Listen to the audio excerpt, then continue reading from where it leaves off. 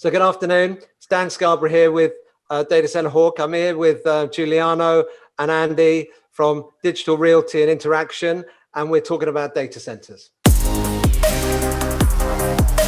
Focus on cloud and co-location, data center industry trends, and dynamic market. So guys, thank you very much for joining me today, and very excited to have you both here.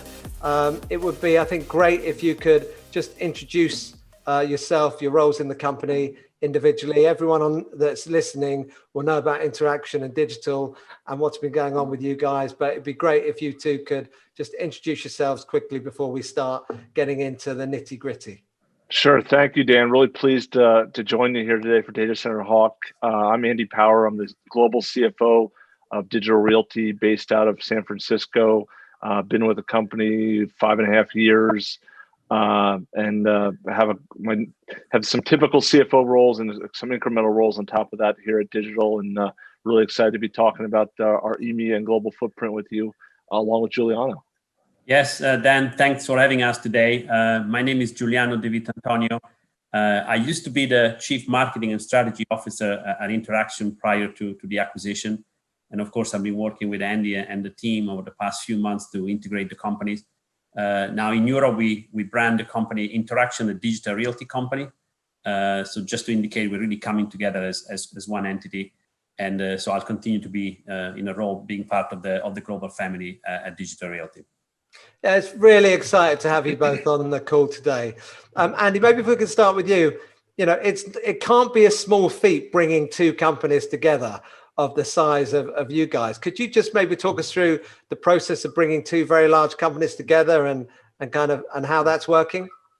Yeah, Dan, I mean, I think this was a pretty incredible combination we've sought out from the beginning here. And we certainly didn't envision doing this in under the guise of a global pandemic that really shut down the face-to-face travel. But I think despite those headwinds, we made great progress in 2020, and I think that progress will accelerate in 2021. I think it all goes back to the strategy at the outset from a Digital Realty standpoint, being the leading global provider dedicated to the full customer spectrum for those enterprise colo customers to the multiple megawatt dedicated hyperscalers. So we spent a fair bit of time approaching this process to make sure there's a 1 + 1 = far greater than 2 combination. Really, from the digital standpoint, listening and learning and seeing what we could incorporate into the combined company. You see that in the way we brand our business across EMEA as Interaction, a Digital Realty company. You see that from a combined leadership team we set out with David Ruberg at the helm of that business for Digital EMEA now for the last 12+ months. And we've done a lot of work to integrate not just our back of the house IT systems operational approach, but from a holistic how we approach our customers, who we are targeting, where we are supporting them across the European continent and around the globe. And we made great progress, which I think you've seen in our a handful of quarters now as a combined company. A few records when it comes to new logos and additions to our 4,000+ customer base, records in terms of our new signings velocity, fantastic contributions across the product segments as well as the regions. And I would say we're not done yet in terms of the integration, and we're not done yet in terms of the execution successes I think we're going to put together as a combined entity. It's really exciting. It is really, really exciting. So one of my main roles with Data Center Hawk is the European market and expanding out into Asia. So Giuliano, I'm interested to see what the strategy is for the EMEA region following the merger. Yes, so as Andy mentioned, we're really trying to combine the best of both worlds. So the legacy Interaction organization had a strategy very much rooted into the markets, the individual markets. We have teams that operate on the ground in each of the locations where we have a business. And at the same time, we really look at all the main customer segments that we target. And so the strategy for the legacy Interaction organization was really a combination of these two things. But what we heard more and more from customers was the fact that they wanted to be part of a global platform.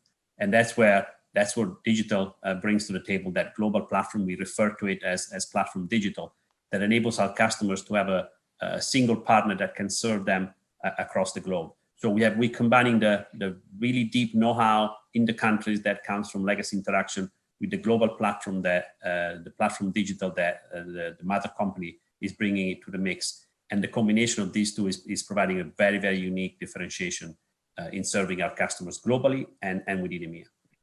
Yeah, it's really, really exciting to see the two businesses come together, and I'm sure there's been a kind of combination of the cultures to develop a kind of combined culture between the two organizations. One of my kind of questions that we've been looking at for the last year or so is we've been covering the flat markets, the Frankfurt, London, Amsterdam, Paris, and Dublin. But we've also been looking at the other locations. I wanted to kind of get your view, given the fact that you're operating in tier 1, tier 2, and tier 3 markets. How are you seeing the demand requirements vary between these tier 1 and tier 2 markets in Europe? And where are you seeing kind of the really kind of largest increase in capacity demand? Yeah, so I'll start with that, and then maybe Andy can chime in. We see very much a pattern of demand rolling out across the globe, and typically starts in the US. So the things that happen in the US tend to cascade onto Europe 18 to 24 months later, start initially in the UK and the other flat markets, and then they cascade to the tier 2 and tier 3 markets. So that's been very much the case for all the main patterns of demand. And what's dominated the European market over the last half a decade has been the demand from the hyperscalers. These global platforms that are coming to Europe, they want to deploy in multiple locations. And typically they start in the flat markets. So we've seen that demand in Frankfurt, in Amsterdam, in London, and Paris, and Dublin since the 2013, 2014. And now that they've established their presence in Europe, they want to get closer to the end users. They want to get closer to the end users for a couple of reasons. For data sovereignty reasons, because they want to, there's regulation that require the data to be in country, but also because customer experience is becoming more and more important, especially when you start thinking of applications like cloud, like digital media, where you really want to be as close as possible to the end users. And so they are deploying more and more for now in tier 2 cities like Madrid, Zurich, Stockholm, Vienna. Those are the cities where we're seeing the uptake in demand now. And they're starting to work with us to go even beyond that into tier 3 cities. So it's like a cascade of demand getting closer and closer to the end users, following the GDP, again, deploying with much more granularly than they originally did when they landed in Europe. It's really interesting. I mean, Andy, maybe you can help with this question. When you think about the demand or the growth that you've got from capacity in Europe compared to the US market, where is that at? And US, Asia, Europe, what just in percentage terms, are you seeing Europe accelerating significantly, or could you give us a bit of an insight into that from a kind of an absorption perspective? Yeah, I mean, I think the evolution of our industry, the maturation of our demand is certainly playing out in the geographical format. And you're seeing the North America markets still growing, but being the slowest of the growing parts of the globe, quite honestly, in the, call it lower single digits type growth relative to a very large installed base. And as you move to a Europe or EMEA and to other parts of the world, on the back of that, be it Latin America or Asia Pacific, you're adding hundreds of basis points of growth relative to the installed base. I think there's two phenomenons you're seeing play out here. One, many of the larger customers, the web scale or hyperscale customers, are US multinationals, and they've certainly anchored their infrastructure bases on their home soil, and now are looking to push into incremental parts of the world over time and rolling out new services. And then you also have the phenomenon, which is you touched on with Giuliano's question, is in one side of the table, that our opportunity, the workloads, the data is boundaryless. We're consuming it in so many shapes and forms in so many places. On another lens, it is with boundaries, and those boundaries are set up by geopolitical divisions, country borders, as we speak to data sovereignty, and we speak to the physical location and necessity of that data sitting at closer proximity to the end users, depending on the use case or application. So I think that trend is also an accelerant of demand when you speak outside the US, and you see that in our actions at Digital Realty and Interaction, where we're expanding into that second or third city in some of the European countries, and we're growing into numerous other parts of Europe, including our most recent entrance into Croatia and Greece.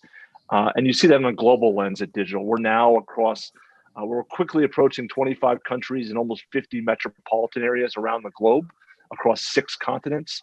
So we're kind of following the sun a little bit to support our customers with their footprints based on their demand needs.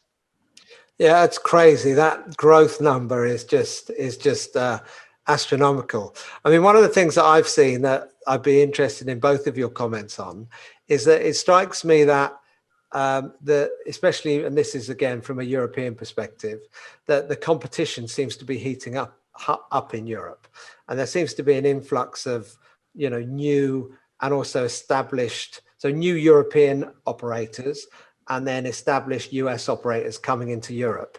And I'm just wondering, is there still room for these new operators? How does this capacity, how long is this curve going to go? And, do you find it, do you feel like you're competing in Europe, or what's your take on the competitive landscape with both kind of US operators coming to Europe and kind of these newer operators that seem to be raising a few billion to go after the data center market?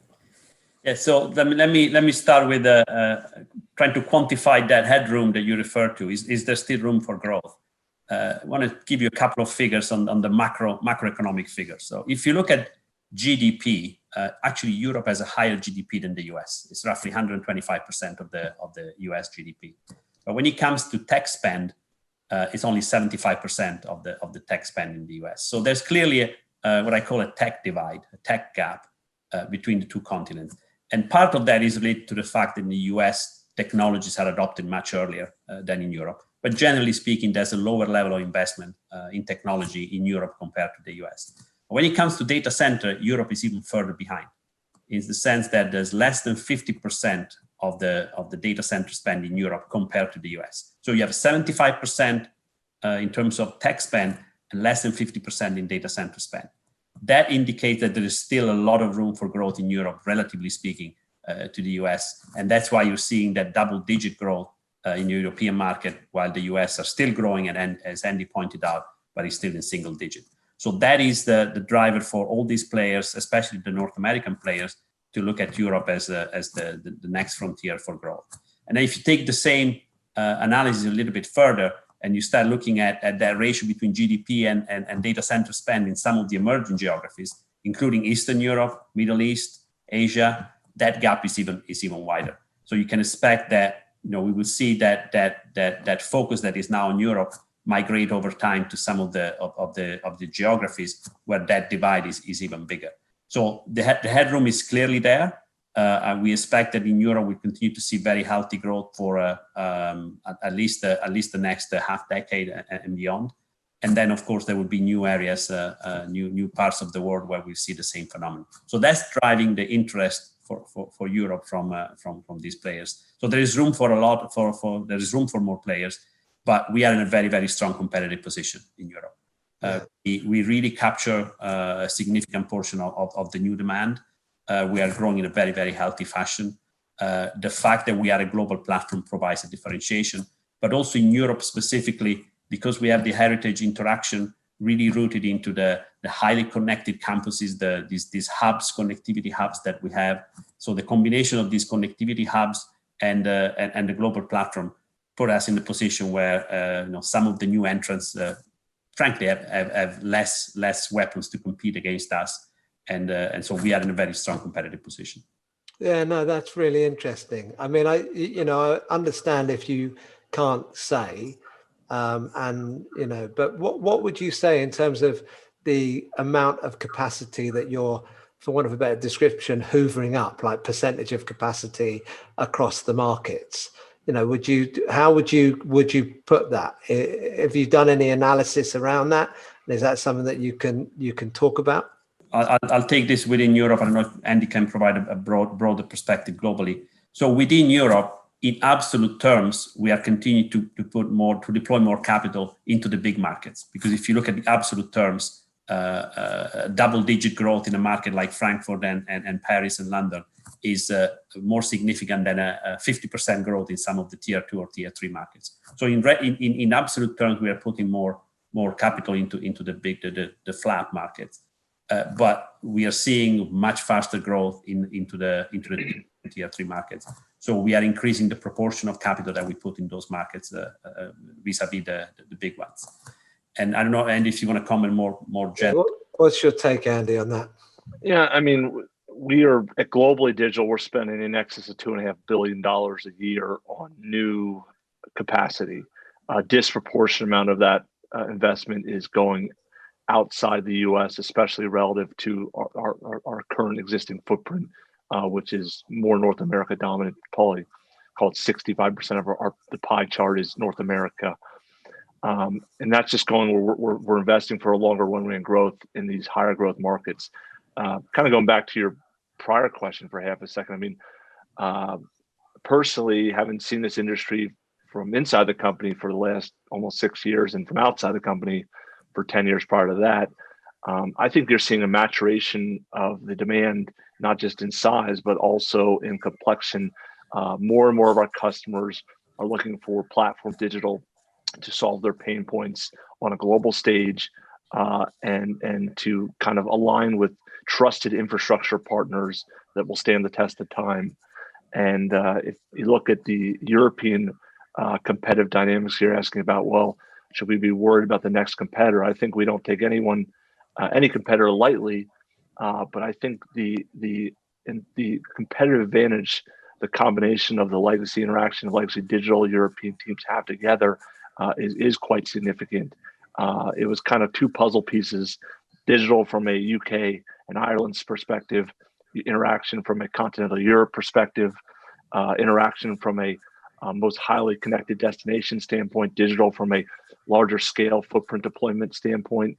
And I don't think it should be lost that doing business in Europe, and digital's been doing business in Europe for close to 15 years, is a lot different, more complex, and not without challenges that you do not see in the United States. The boots on the ground, local leadership, knowing the languages, it has a real difference. I can just go back to these COVID-19 times. If we didn't have some of the managing directors that run our various countries being able to work as business leaders with their communities to allow our critical engineers and staffing to keep our data centers up and running, that would have impacted our customers. So just importing capital into the country does not replicate the installed base of infrastructure, leadership, and talent we already have. And I think digital's actions speak louder than its words. We could have said, you know what, we're going to go compete head-to-head with Interaction organically in those 10 continental European countries or cities that we didn't have, and try to do it ourselves as a semi-new entrant. And we could have said, you know, the Interaction brand doesn't matter. But I think the fact that we made this combination, which we view as quite strategic, and we've done this and championed under the Interaction brand, speaks to the value we place to that incumbency and those key competitive advantages. No, it's interesting. I mean, you've kind of answered my next question in terms of the key challenges that you see for hyperscalers developing the European market and how they differ from North America. And I think having a partnership with an organization that's got a very established presence, has got capacity, especially in my other question, which was about speed and kind of speed to market. And the fact that you've got assets and you're established, it changes the game a little bit in terms of your ability to supply to customers. So I'm going to come up with another question. Well, I can add something to bring that one to light a little bit. So there's a big difference between the European Union of disparate countries hanging together I use those words lightly, and the United States, where you cross borders and you're speaking the same language, some very close laws and the like. And I gave you the COVID-19 example. I can give you other examples of just doing business, acquiring land to permit and build a new capacity, what we're actually doing inside of our facilities and what it means to the communities. And each and every one of these countries and communities are different from the other. I can distinctly remember our growth plans in Germany, working with the community leaders and works councils, and our definition of a data center campus translated a little bit different. They had a vision that had parks and trees and jungle gyms for the local community to embrace along with the data center. And listen, we found a elegant solution to meet our needs and their needs. But just think of those nuances time and time again across Spain, France, non-flat markets. It takes a lot of complexity, and having that history and having that talent in region for a long time does pay tremendous dividends to our platform, in my opinion. Oh, that's good. And let me add a couple of anecdotes to build on what Andy just said. Two areas in particular really stand out, in my opinion. One is the understanding of the local bureaucracy. It's sometimes mind-boggling what you have to go through to get a permit in some of the Southern European countries. I can refer to my home country of Italy. It takes much longer to get that permit than to actually build the data center. And that's not the case, say, in the Netherlands or other European countries. But then there's also the issue of the topology of the territory. Europe is there's a much higher concentration of a population, and some of the locations that are chosen to build data centers may not have the room to expand as fast as or as easily as you would want. You may be familiar with our presence in Marseille, which is kind of a crown jewel of the recent expansions of Interaction. There was there a great insight from the local managing director, from David Ruber, in terms of what Marseille could become in terms of being a gateway between Europe and Middle East and Africa. But Marseille is a small city surrounded by mountains. So we really had to look around for all possible opportunities to build a data center. And we ended up recycling a bunker from World War II as a place where you actually build a data center, which posed an incredible amount of challenges. This is not a problem you typically have in the Midwest in the US or locations where land comes much more easily. So again, a couple of examples of how Europe presents some very peculiar challenges that having the local know-how provides makes a big difference. Yeah, no, I think you're on the money, and the conversations that I have around the challenges of acquiring power and land with power in the right place, it's becoming more and more complicated in these markets. So I've only got a couple more questions because I don't want to take up too much more of your time. But one of the things I'm interested in is the enterprise market. So the cloud growth versus the enterprise growth. Are you still seeing kind of significant demand in Europe or in general for kind of enterprise customers? How are you seeing that enterprise versus cloud demand? If maybe you could just touch on that, Andy, from the US and Giuliano from Europe. I'll speak at a high level. I mean, we've this is an area where we put a tremendous amount of focus, and we continue to invest and evolve our platform to what we view as a very attractive addressable market, and really trying to provide the enterprise a global platform to solution and to architect its hybrid cloud solutions. During the last almost 12 months, it's certainly a place that I had grave concerns as how was the enterprise going to react to a global pandemic, volatility, economic uncertainty. And I would say our platform digital has truly shined during that time. We've had records all across the board that relate to the corporate enterprise in terms of our new logos, 130 added to our 4,000 customers in the second quarter. Almost half of our signings were in the more enterprise-oriented co-location interconnection signings in the third quarter. And it's been a global affair. It's been within the United States. It's been out of Asia Pacific. And I can tell you the EMEA footprint is certainly been a major contributor, not just for where customers land, but where all customers are sourcing. We're optimistic about that. We think we have one of the best platforms in the industry to solve for the enterprise. We're investing in partnering numerous solutions, whether it's partnering with AWS Outposts or NVIDIA on new use cases and applications for the enterprise customer. And I would say, I'm not sure all the enterprises are at the same stage of the game. And some of that's their geography, some of that's their industry, some of that's their evolution and timing. But I'll let Giuliano maybe dial more prescriptively into the lens as it relates to the European enterprise customer. Yes, and as I mentioned earlier, Europe is always a couple of years behind the US in these adoption patterns. But what we are seeing, the reason we are so optimistic, as Andy mentioned, is the fact that we're seeing a third wave of demand from enterprises. If you look at the first wave of demand at the beginning of the century, was very much the classic colocation, the classic deployment of either a backup site or a disaster recovery site, where basically enterprises use the third-party data center to put the applications that were not that mission critical for them. Then we got the cloud wave, where enterprises migrated to the cloud, and we got the benefit of that indirectly through the hyperscalers deploying in our data centers, so they could serve the cloud demand from the enterprises. So we got the indirect benefit.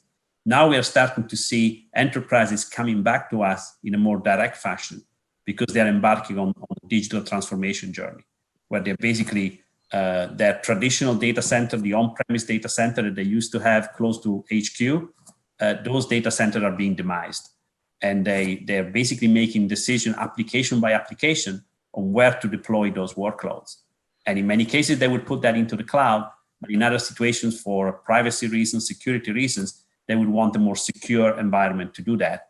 And that's where we see the new demand is what I call the third wave of demand coming from enterprise. That's the key driver for that. And the co-location environment is ideal for that.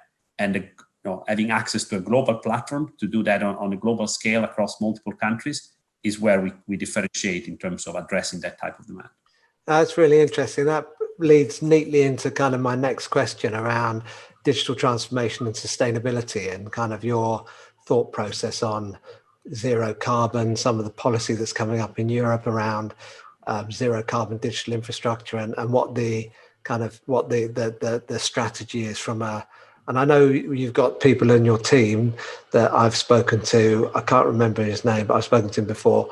But I just wondered at a high level, are you seeing that impacting from customer requests? Is sustainability becoming higher in their kind of list of key criteria, what your carbon footprint is and that type of thing? Maybe either Andy or Giuliano, if you could just answer that for us.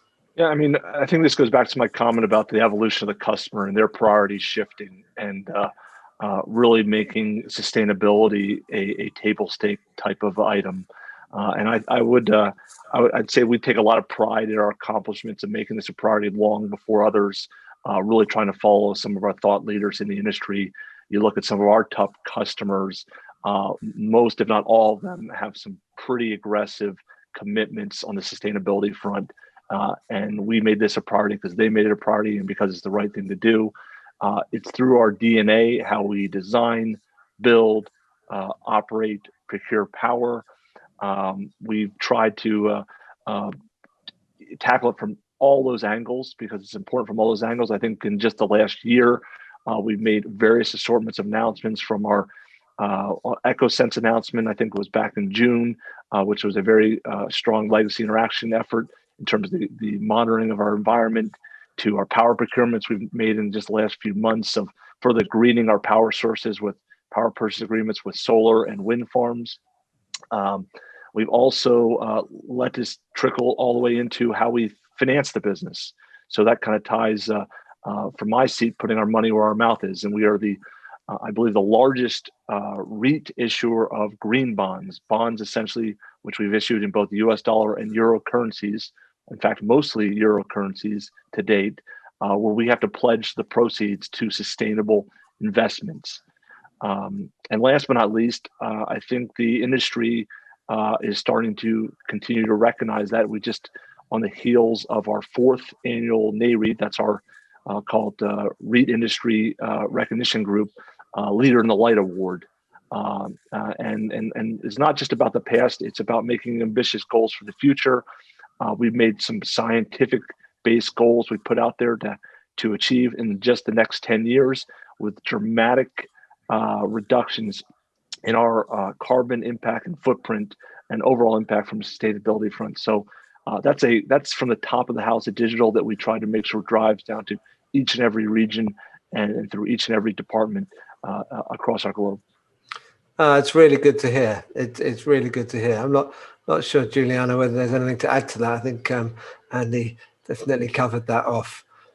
So two more questions for you. One is around COVID, and I think we've covered that to a certain extent, but maybe just briefly wanted to talk about any operational or construction challenges that you've had, and also the demand. You know, I'm assuming that from a demand perspective, you know, the numbers are a lot higher this year than you'd anticipated them. So if you could just maybe, Giuliano, if you could cover it from an operations perspective, and Andy, maybe from a demand perspective. Actually, probably I'll take the demand side. I'll let Andy cover more of the operation. Because on the operational front, we've really taken a global approach. So Andy is very good to that, so he can cover that. He's always giving me the hard questions, Dan. Absolutely. No, from a demand standpoint, I would say, first of all, digital infrastructure in general has really taken off this year. Some of our customers are saying we've seen in 6 months the digital transformation progress that we would expect in 5 years to take. So no question about that. More specifically, we are seeing an incredible demand for connectivity bandwidth. So demand for cross connects, metro connects, really going up very quickly, especially in the early days of the pandemic, where customers just had to beef up their pipes to make sure that they could deliver the services that they needed. So huge demand from a connectivity standpoint. And also, of course, all of the global platforms are deploying much faster. We had some concerns at the beginning of the year from an enterprise standpoint, because certainly some of the verticals, you can think of hospitality, retail, we felt that maybe could have been hit negatively, been impacted negatively, and consequently they may have reduced their spend. That happened at the beginning of the year, but then throughout the year, they actually invested in becoming more digital. Again, they accelerated their digital transformation journey in response to the pandemic. So now we're seeing that demand really improving across the board, with a spike in certain areas at the beginning and now broader adoption across the board. So all in all, again, this has really accelerated digital transformation in many ways. Well, that's great. So Andy, on the operations and construction programs, have you kept a pace? You know, I think it goes all back to what our mission is, and we get to play this, I call it small but incredibly important role as the trusted infrastructure provider that is keeping the internet running.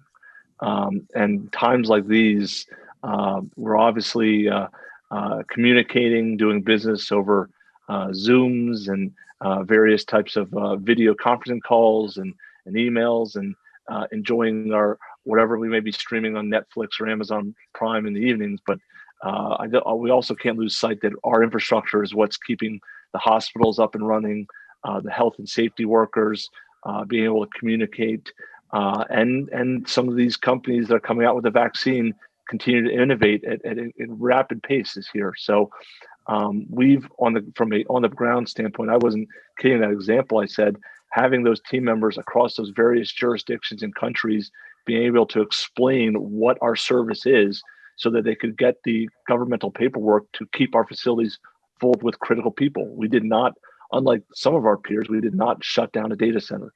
So we scaled back to just the critical staffing levels, but we made sure that the lights were on at digital, and we were taking care of our customers' infrastructure, which my heart goes out to so many impacted by this, but I also have a doubly thanks for some of the team members at digital that have not kind of been working from home like some of us have been for the last 12 or so months. They've been gunning up every day, putting their life on the line. We've taken incremental precautions with the health and safety standpoint, incremental cleanings, been very good about our internal communications to make sure there's any alerting if anyone has any near exposure to COVID-19. it hasn't gone without a hiccup. We always have something, but I think we've navigated this storm quite well. From a construction standpoint, we've had to do something similar because you can't build a data center without people, right? So we are bringing on capacity to support some of our customers' mission critical growth. And we've, of course, run up into various markets in Singapore, which has a very large migrant workforce that lives in dormitory style. Had some issues there that we had to kind of to juggle with, but we were able to react and catch up our project timelines. So by and large, especially relative to some businesses that have had to completely shut down and had no economic activity, I think we've navigated this quite well. And I think it kind of goes back to our culture of preparedness and always, we're in the data center business. We always, we pack an extra parachute. We're always make sure that we're ready for whatever could be thrown at us. And I think our team globally, whether it's a supply chain team or operations team, our entire global workforce is kind of always getting ready for the unexpected. And I think we've done quite well in these times. Oh, that's great. So, gentlemen, last question. I know it's been a bit of a marathon. Thank you for your contributing so energetically to this. But my last question is, is there, and again, feel free not to answer, but is there any intention to come under one brand as a business? Is that part of the plan? Are there any timescales for that? Is there anything that you can publicly say around the branding and that side of things? Well, so we're certainly working very hard to become one company, and we're achieving that. I think the integration work has almost been completed.